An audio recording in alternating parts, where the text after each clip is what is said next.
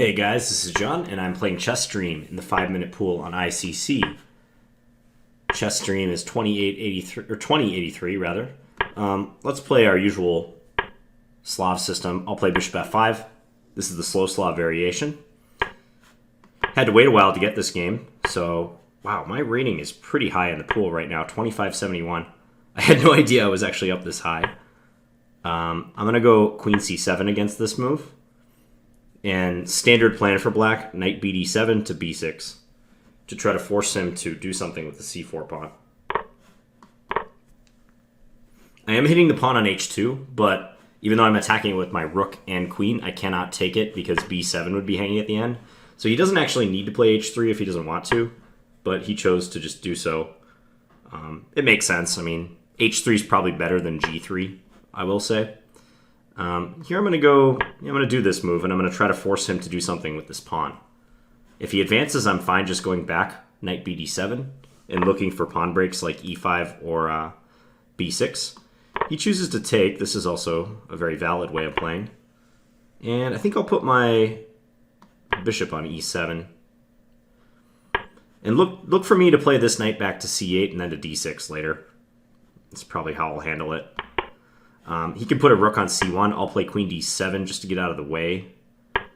Just to make sure I don't run into any tactics. He actually wasn't really threatening anything because I have both my knights protecting d5. But this is a good move because I want to prepare to play knight c8. And if I had played knight c8 right away, he could have taken on d5. The way I usually see people play this position for white, or this type of setup for white, is to try to prepare f3 and e4. Because he doesn't have a whole lot of other play. There's not much else in the way of pawn breaks. So I think he'll try to activate these pawns. He can use this pawn, but I'm not really convinced that him pushing the a pawn is something I should be afraid of. I'll just continue to reposition my pieces. Because if he pushes all the way to a6, I think I have a nice choice. I'll probably play pawn b5 and try to sink my knight into c4. This is interesting what he's doing. So he's trying to use the c5 square. Well, I could put my knight into e4, one of my knights into e4. But, which one to do it with? Probably this one, actually. And then I might send this other one to f5, is what I'm thinking. Assuming he plays bishop e1. He's going to do this, okay. Well, I still like this move. So I'll do it. See if he'll trade with me. He may also play knight c5 if he wants to trade two sets of minor pieces.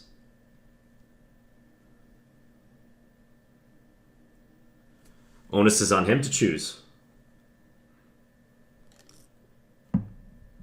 Actually, don't mind the way he's playing on the queen side. This might be better than I thought. Bishop d3 instead. Okay, so I can take on b4. Slightly annoying.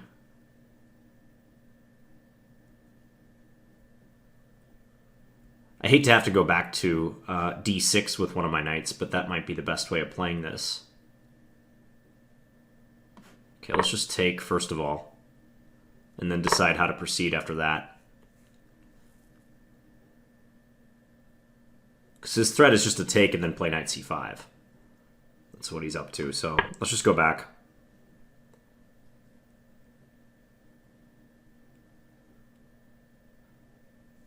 I slightly feel I could have played this stronger over the past like 5-6 moves, but I think the position's still completely fine. Plays the knight in. Okay, we'll take. I wonder if he's going to take with a pawn. That would be interesting if he did. If he takes with the rook or the queen, I think I'm fine. I could even play a6, and b7 is just perpetually defended then. So he does take with the pawn. I wonder if his idea is to play a6 next move.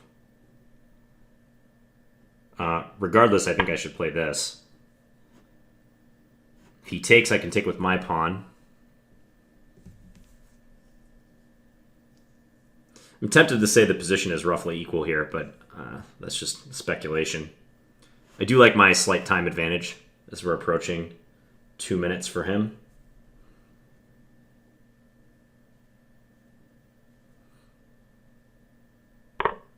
He takes, okay. So he's looking to simplify. Just play a useful move.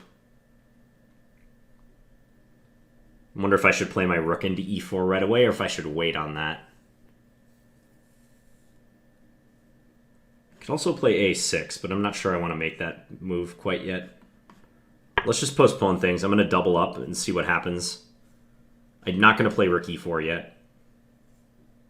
I think he's kind of waiting for me to play that move so he can swap.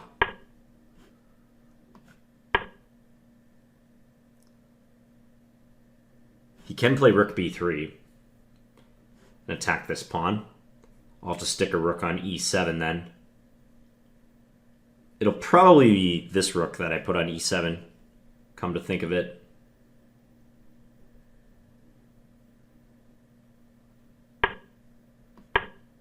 Because if that other rook, I was slightly worried he was going to play a6. I didn't want to allow that. He can still play a6. It's very acceptable for him to do that, and he does. Maybe that's not a bad idea. Is rook b8 too passive? It sort of seems like it. Nah, I don't like rook b8. I'm just going to take it. And he'll play queen a4 or queen a5 probably. Yeah, queen a5. Okay, I'll go here. Just defend a6 for now. Maybe I can play rook b7 if he goes like rook a4, let's say.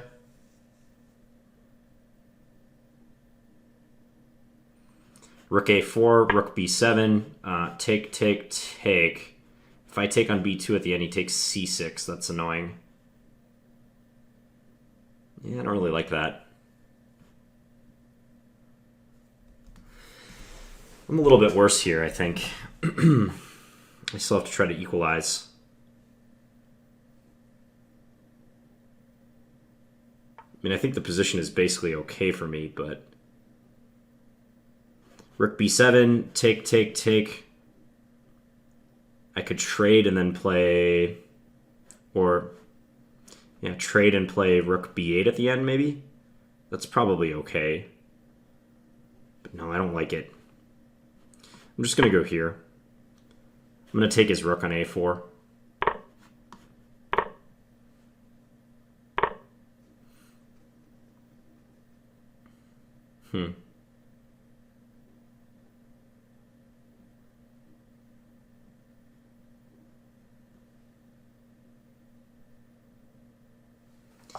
It's annoying though, you know?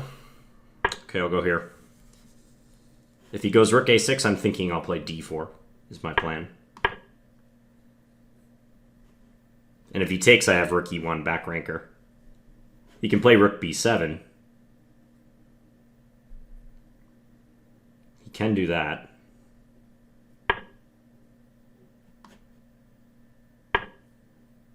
Here, queen c4 is probably a good move, though. Well, maybe not.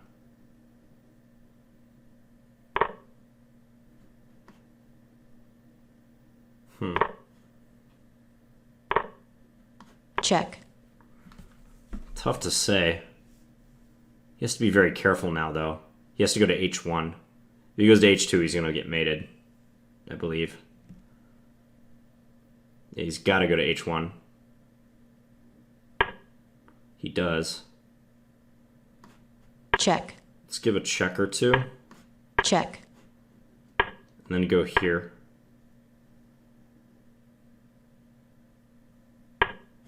Let's give a check or two again. Check. And then go here. This is just playing with the time advantage. Volume 1. Okay, let's go here. Yeah. Yeah, at the end, it's drawish. It's very drawish. In fact, I probably should have just taken on b2, because here he has c6. But let's go back and have a look.